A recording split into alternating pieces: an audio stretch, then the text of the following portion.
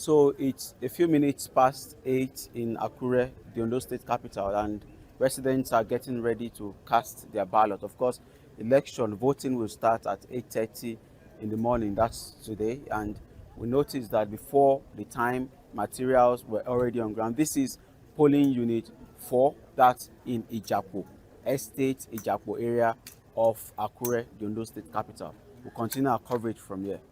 The election is about commencing, and we need your total cooperation. Please, what we are all here is to achieve a goal, and we don't want to jeopardize it. All right, so at the moment we are at polling unit 2 or Baile, that's in Akure North local government area of Ondo State. At this particular time, of course, election is ongoing. Voting started presumably at 8:30 when it should start. An election is ongoing at this particular time. Security operatives are also here ensuring that there is peace. And if you look around, you will also notice that there are a number of people on the queue who are ensuring that they participate in this particular process. This it appears the number is growing, so we expect that as time goes on, more people will come out. What is happening is that everybody came here to vote and leave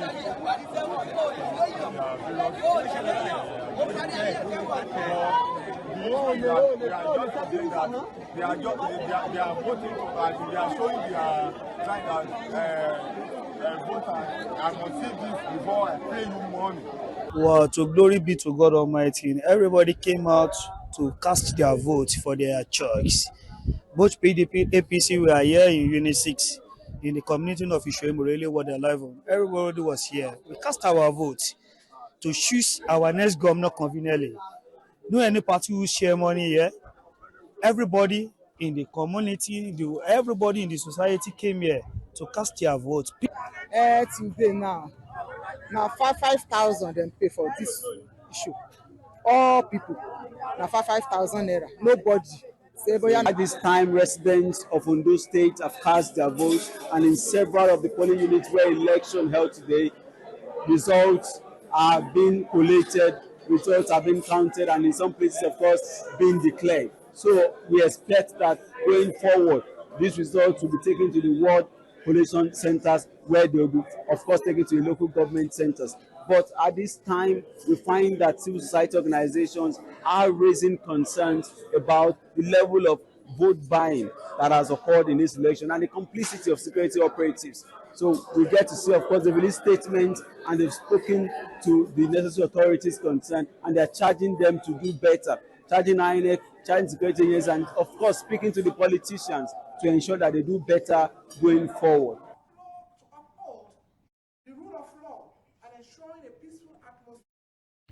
All right, that was Western Spring and Rave FM's correspondent there, Lekan Akindoju, right there in the capital of Ondo State, Akure.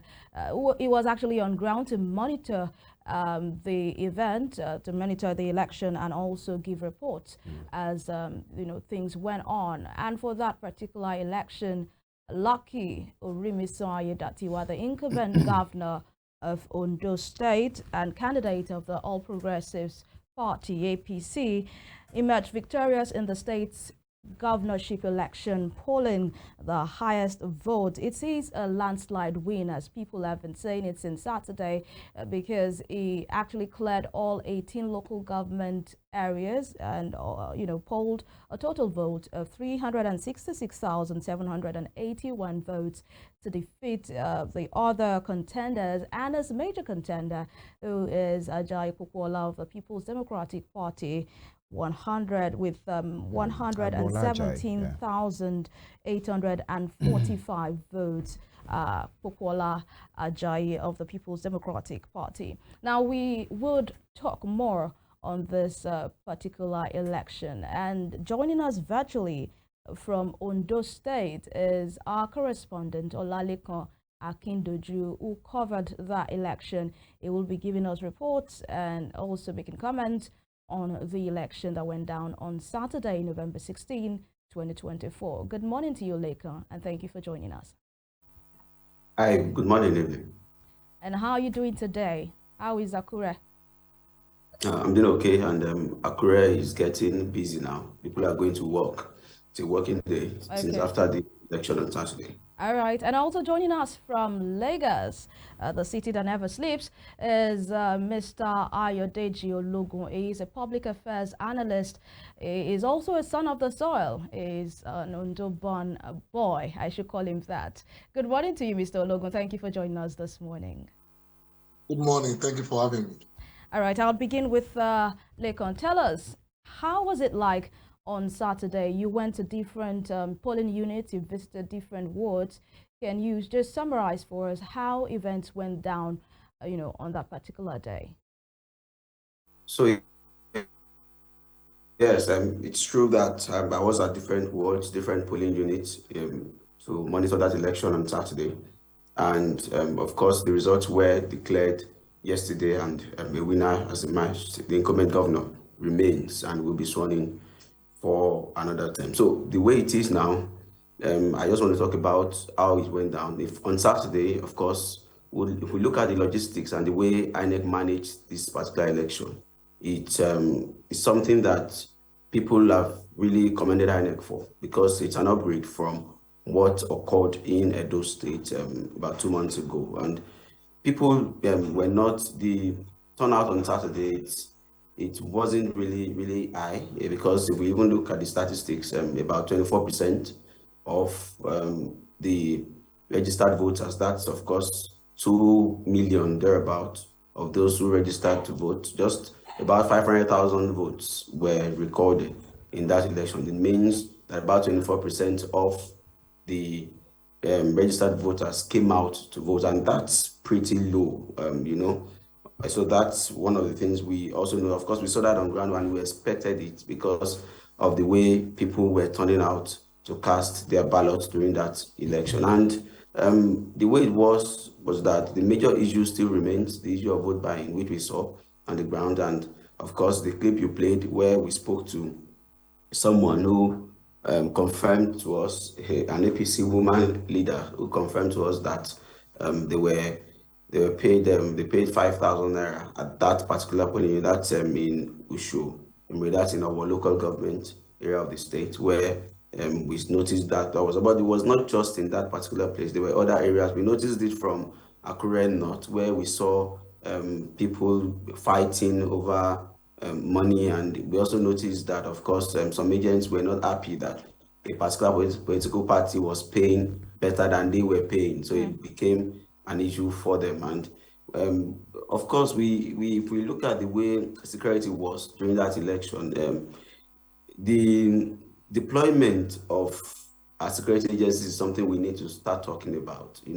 Of course, when you announce that you've deployed 36,000, 30,000, 20-something thousand officers to protect voters, protect materials, and those involved in an election, we need to start asking for results, because some of the things that happen sometimes, of course, it's important to state that the election was largely peaceful. In the majority of the places there were no incidents, really, no major incidents, aside, of course, there was an incident in Idori where there were gunshots in Akoko, to a part of Akoko, and where we touched Idori, and of course there was some form of apprehension. It appeared that it became a sort of a battleground, but it was also stated ahead of the election that these were peak places we would consider hotspots. Idonre, Akoko, we're also looking at Okeigbo, places that it was possible that people would consider a place where it would be tight and difficult to access. But beyond that, the security agencies were looking away when some infractions were being committed, and we saw that also. You see them gisting somewhere while somebody was paying people for their votes. All right, thank you, Lekan. We'll definitely come back to you, especially with the issue of security. What were the security officials doing while people were brazenly buying votes, and all those other disruptions were going on in those units? But let me move over to Mr. Ologun. Are you still with us, Mr. Ologun? I'm very well with you. Yeah, so we have seen how this election panned out, and you could hear from our correspondent, Lekan Akindoju, say there was low voters turnout, we had vote buying, and also some disruptions in some, wards and polling units. But how would you rate this election overall, with everything that has happened? Aiydatiwa coming first, Bola Ajayi second, and Adeyemi Nejo of the ADP rather, coming third. Well, generally speaking, what happened in Akure over the weekend, for me, was not something surprising. The victory of Aiydatiwa didn't come as a surprise for somebody like me. I knew ab initio that there was no way that election would have held and a lucky Aiydatiwa would not have won that election, given the circumstances that was prevalent before the election of Saturday, and the fact that there seems to be an elite consensus to have him have a term in office to create room for a wider aspiration and a wider, more competitive election after the 4 years. What probably I didn't see coming is the 18-0 thing. I was thinking before the election that there is virtually no way a lucky Aiydatiwa will have won the election in ONDO, which is the hometown of Bola Ajayi. Yeah. And I was hoping, going by records or facts before now, I was hoping that there is no way the APC could defeat Professor West. That's the deputy of Bola Ajayi in Idore. Because even when he was not on the ballot, he has often defeated the incumbent APC in all the previous elections in Idore. So I was hoping that at the worst, it was going to be a 15-2 thing. So the only surprise in this election is the 18-0 scenario.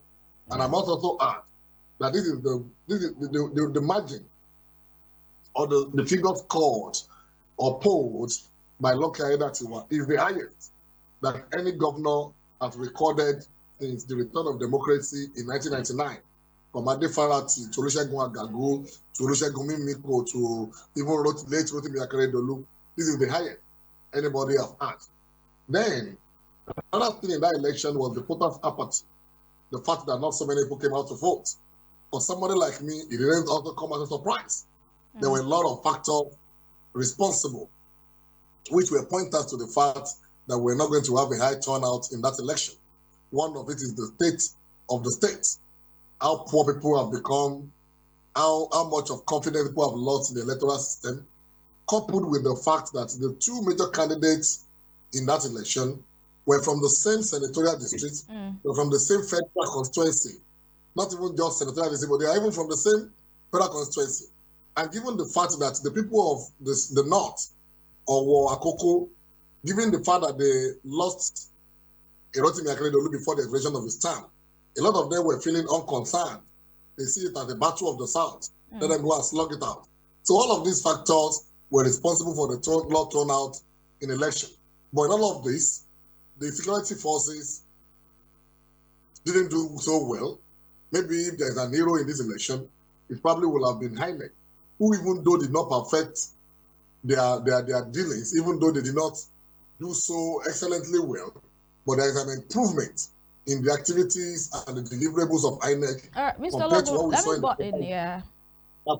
Please allow me to come in here. Yes, thank you. Now, you mentioned, the fact that there was an elite consensus of some sort to allow Lucky Aiydatiwa retain that seat as governor, because according to the law, it wouldn't be able to contest again. Do you consider that an Bola Ajayi might be part of this plan? Probably it was bought over some sort, because people said this election didn't look like a battle. It was just like people going to vote and everything going on. It didn't look like an Bola Ajayi really wanted to win this governorship election. Well, contrary to that opinion, I happen to know the two of them very closely. And I can confirm to you that Bola Ajayi could not have compromised this election. If there's anything Bola Ajayi has ever wanted to be, it is to be the governor of Ondo State.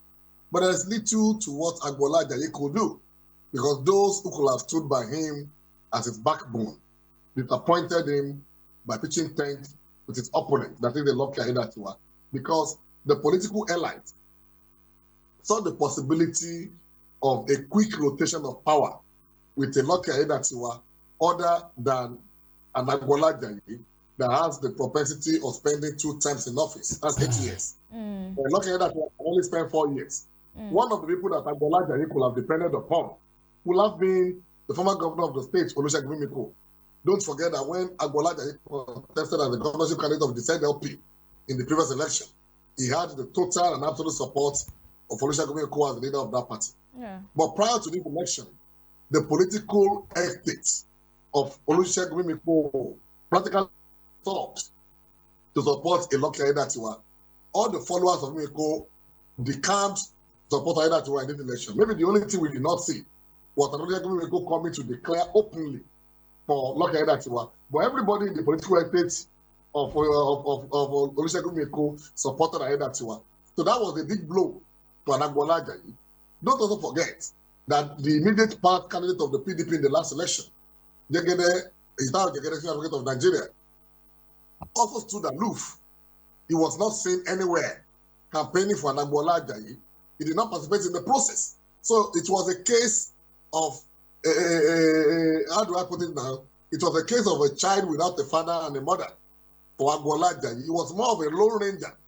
And shortly before the election, a lot of big wigs in the PDP decamped to the APC. And that's why I talked about the likelihood of the elite conspiracy to have a Lucky Aiydatiwa to become governor so that power can rotate as soon as possible. If you look at the trajectory of history, in 1999, we had Anade Farati, who spent 4 years from the north, from Akumba Oko precisely.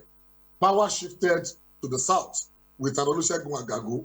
He didn't finish the second term before the court sacked him. Power shifted back to the central with Olusegun Mimiko. Olusegun Mimiko attempted to distort that order by ensuring that Jegede emerged as the candidate of the PDP to succeed him. Unfortunately, that calculation failed, and power returned to the north again with Akindoju. Now with a Lucky Aiydatiwa, power has shifted to the south. So the central are waiting, particularly where people are waiting, to have governorship rotated to them as soon as possible. And that is what I meant by the elite conspiracy, not necessarily involving an Agbola Ajayi. All right. Thank you. So many talking points there, especially what you have said about maybe Lucky Aiydatiwa having only a shot at being governor, just a term, because he has, served out the term of his boss who has passed on. Many persons will dispel that notion and that line to say the Constitution says otherwise, because or maybe is up for interpretation depending on who is interpreting it, to say that has been set aside. Number two, some other persons will say maybe an Agbola Ajayi got what is due him, because we learned there are some insinuations and understanding some quarters that he really dealt a very big blow to the chance of Aiydatiwa Jegede when it was looking like it was Aiydatiwa Jegede that was going to emerge at the last election, because it was prevailed upon by so many persons that he should step down. But instead, he went ahead, and contested and, snatched many votes that many persons believe could have been Aiydatiwa Jegede's own. And maybe that is why people like Aiydatiwa Jegede, with his stature, and many persons didn't want to identify with him, that it didn't work, or, he went ahead, although it was his right to contest, even when he was sought upon, prevailed upon to step down. Now it's payback time, and that's why possibly an Aiydatiwa Jegede or many other persons didn't really support him as you would ordinarily think they would. But, that on one side. Many talking points, especially the process. No, we're not even talking about the result majorly today, because it looked like a landslide. A Lucky Aiydatiwa got almost thrice, 366,000 to 117,000. That was more like a walkover, actually. So these are some of the issues. But we take these clips, and it will show some of the things that we'll be looking at, when we come back from that, some of the things that happened on the ground on that particular day. So, gentlemen, and of course, I know esteemed viewers, please stay with us.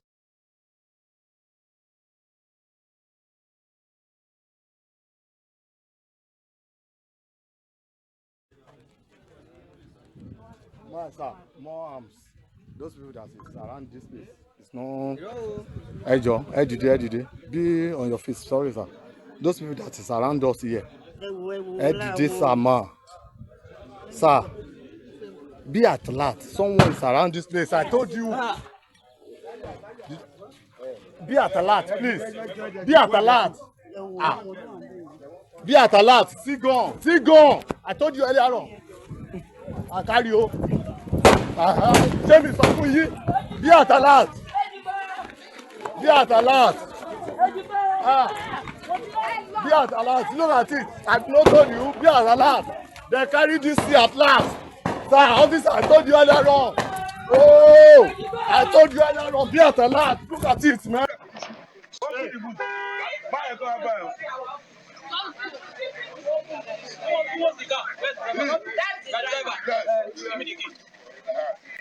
Give me the key. We just slap now.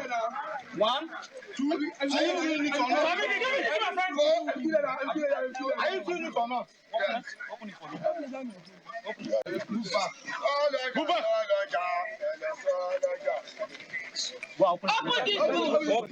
Open it from inside.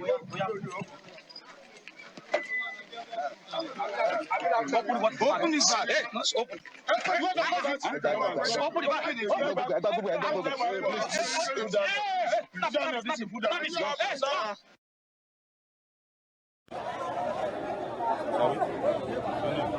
My name is Ohiolei. What are some of the things that have happened here? What is happening is that everybody came here to vote and leave.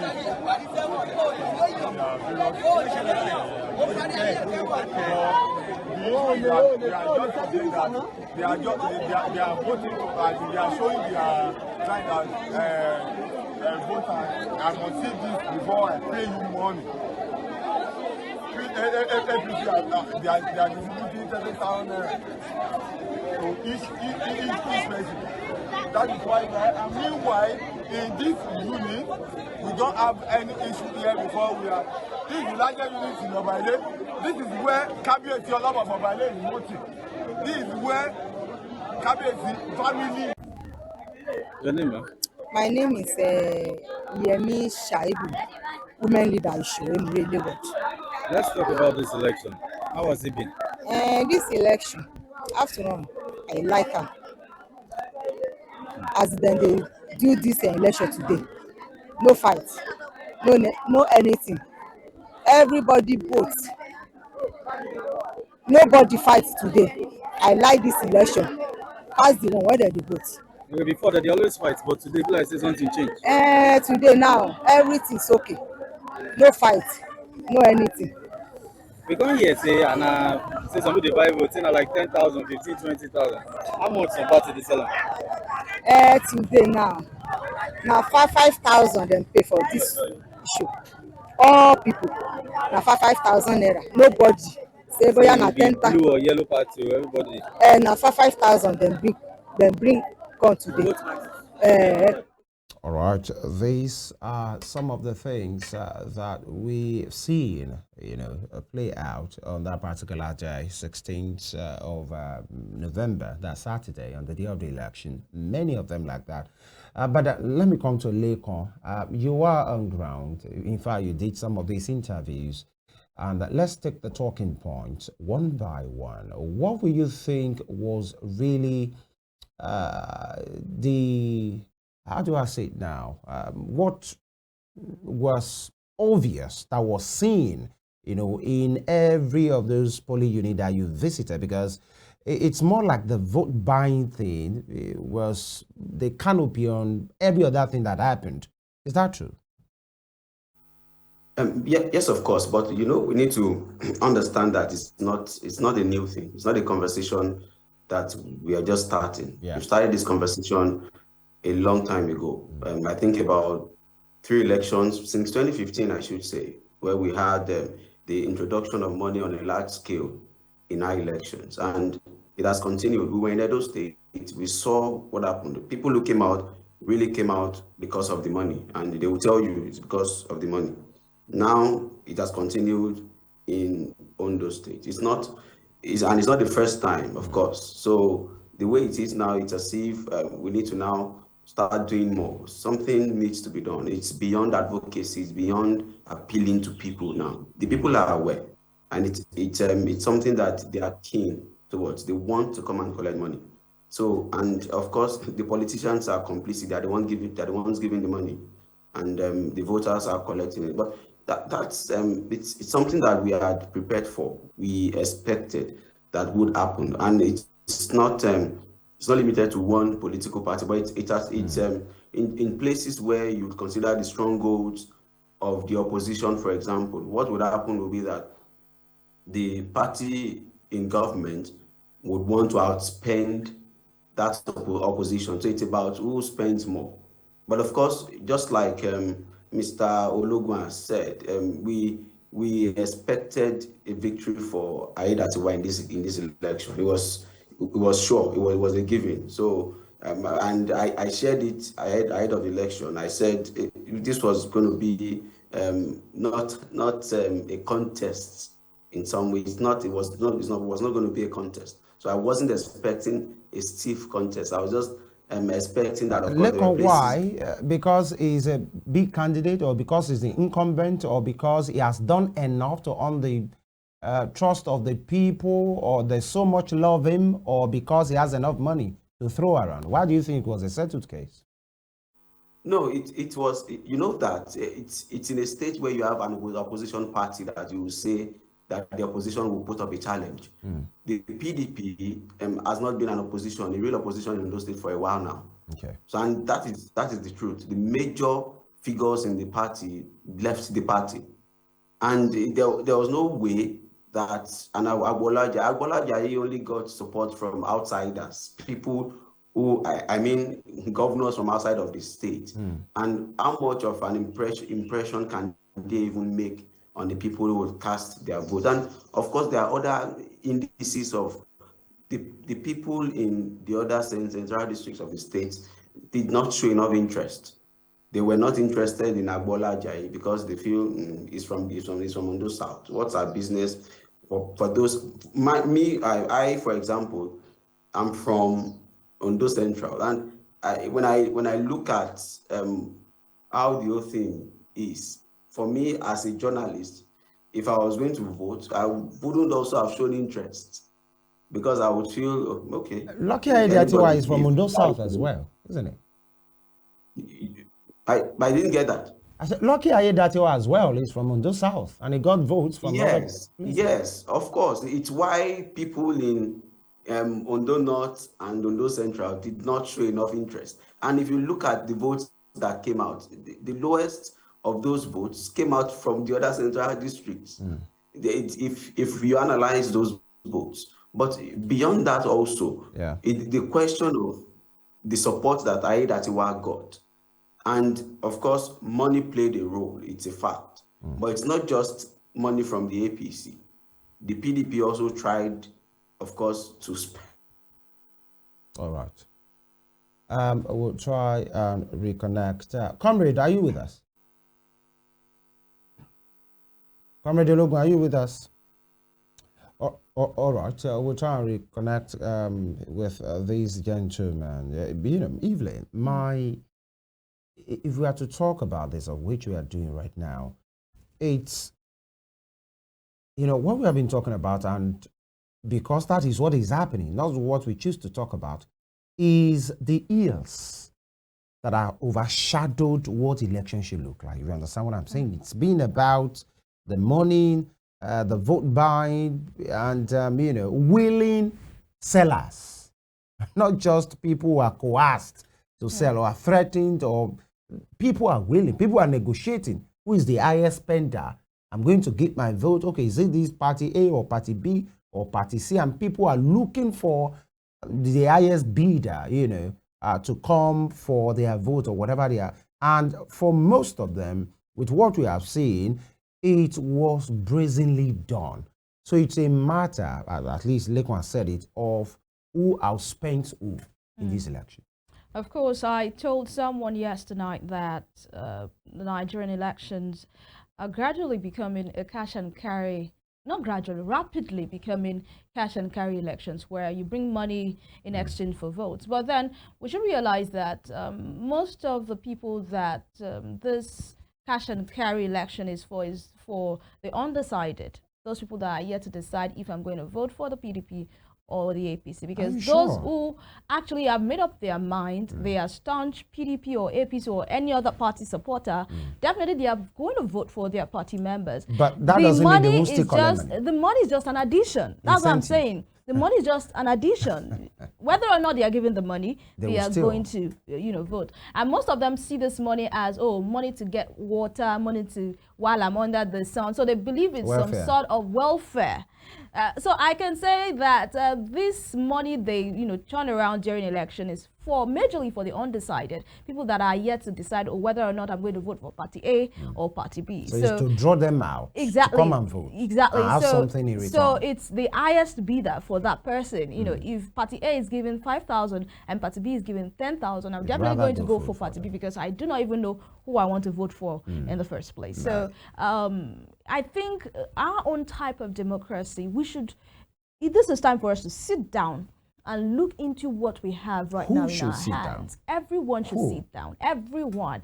Will politicians be on that table? Whether or not you're in politics, you should sit down. The politicians should sit, the electorate should sit, the security agencies should sit, INEC should sit down and look into this matter critically, because it does not really augur well for us as a nation, where observers come from other countries to observe our elections, and they see that people, it's a cash and carry. People have monies, bring monies to the election polls, and money is exchanged. One of them was hands.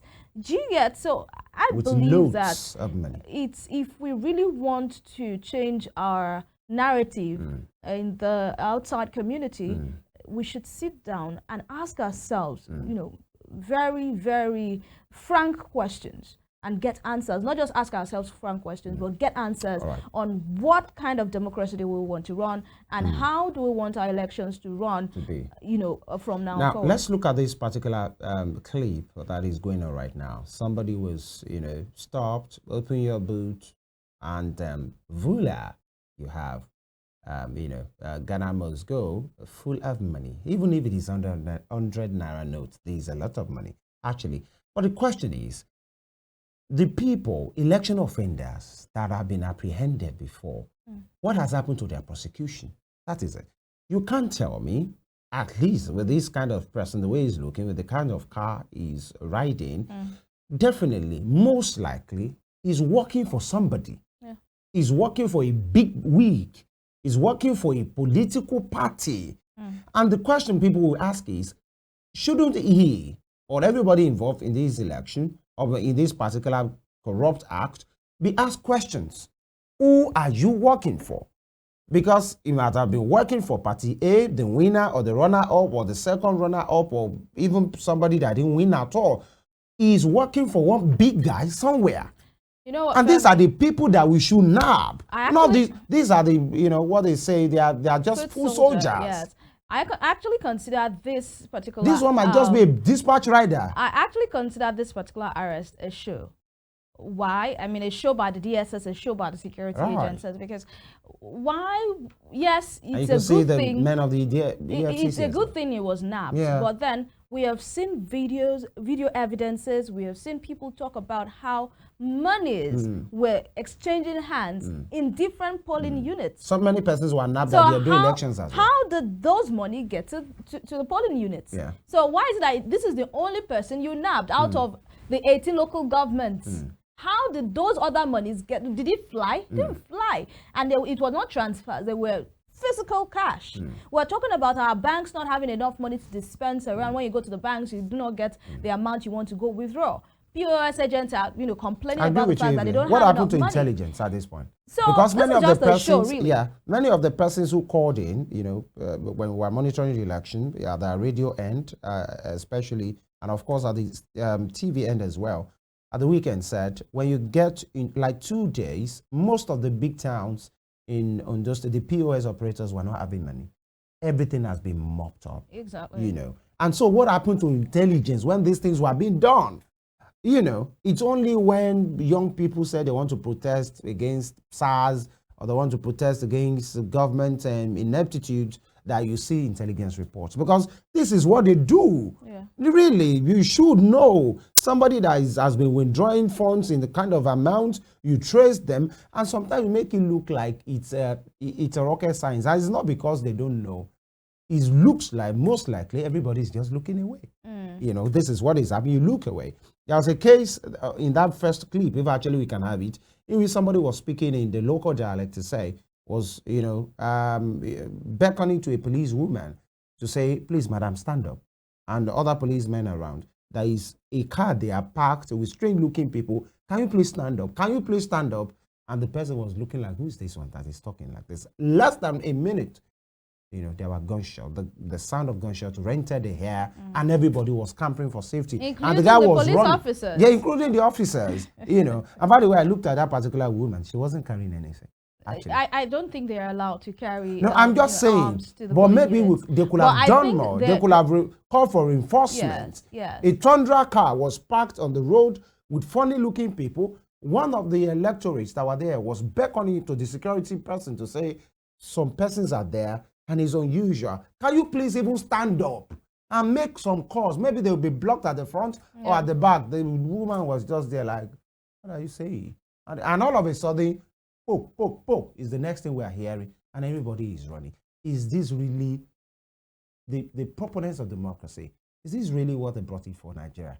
Actually, how would they be turning in their graves right now? Because this is what we are seeing, you know. And these are some of the things we learned, you know. Lekan Akindoju is with us again. Lekan, can you hear me? Yes, Okay, yeah, you know, you are going to land on your thought about everything that we are saying, especially the ones that we have played. Please go ahead. Yes, so of course it's if you look at the margin of victory, it's an embarrassing one. Actually, you know, it's not something that we did not expect that kind of margin. We expected a victory for Aiydatiwa, but it was not the kind of margin that we saw. And it's not the margin that we've seen in an election in ONDO State since 1999. So, and it's really something that really people need to talk about. Because if you look at the elections in 2020, where the battle was really between Akindoju, Agbola, and Jegede, if you put together the votes that Jegede and Agbola got, it was about the same size of the winner. But now, if you put together all of this, the votes the APC candidate got in this election, the percentage is over 70%. And that's huge. That's really, really huge. So, but you need to also talk to the political parties. When we're speaking to the PDP, he was agitated and he was speaking about vote buying. And we asked him a question. It was not the APC alone who bought votes. It was possible that, of course, your party also bought votes, but it was fixated on the amount that was used to buy votes. So, and those are the discussions that we've started having now.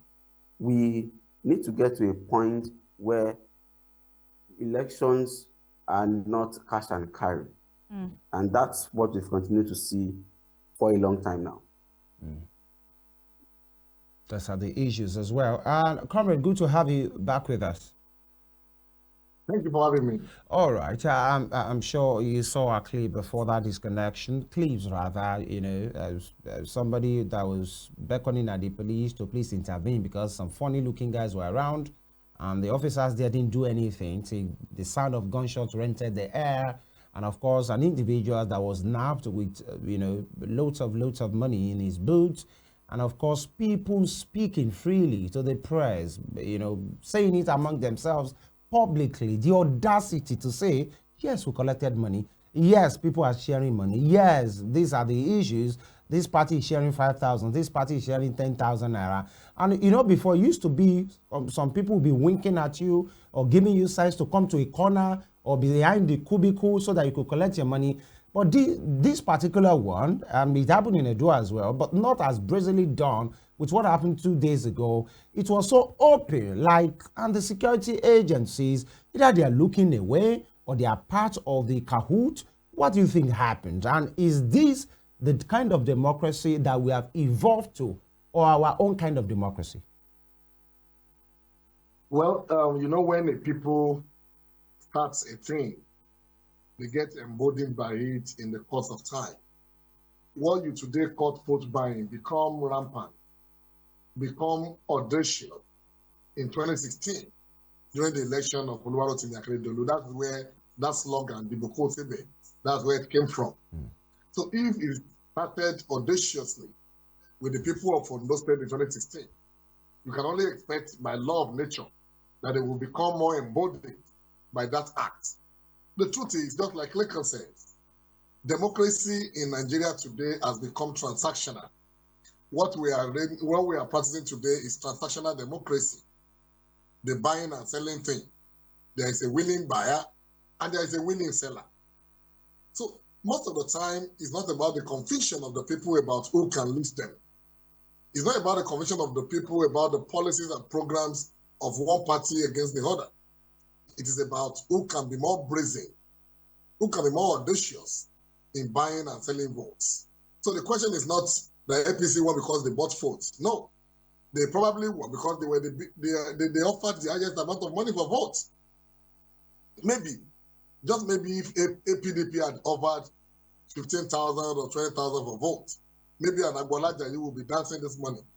But the news has it that while the PDP was buying for between 3,000 to 5,000, APC was buying for 10,000. So the question we should ask ourselves is, if you multiply about 300,000 votes garnered by Aiydatiwa by an average of 10,000 naira, where did that money come from? Did he sell his house? Did he take a loan from the bank? Is he members of the political party that contributed that money? That money definitely is from the covers of government, taken under whatever guise. So you expect a person that invested not to get reward on his investment. So when people begin to cry, in quotes now, I hope they don't, but it's becoming obvious that they might.